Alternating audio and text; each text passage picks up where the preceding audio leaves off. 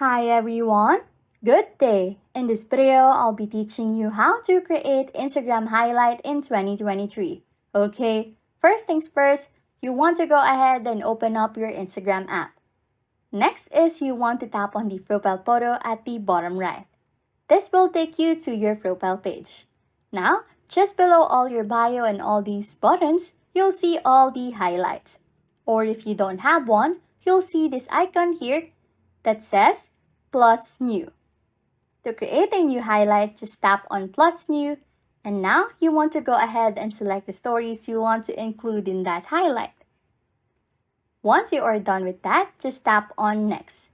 Now, you want to give your highlight a name, so just add any name or nickname you want to add on your highlight.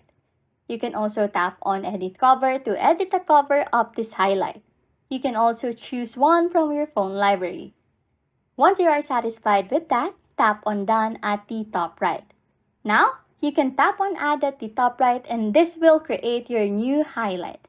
As you can see, we have created this one here, YT tutorial. If you want to view it, just tap on it and now you'll be able to view your YT highlight.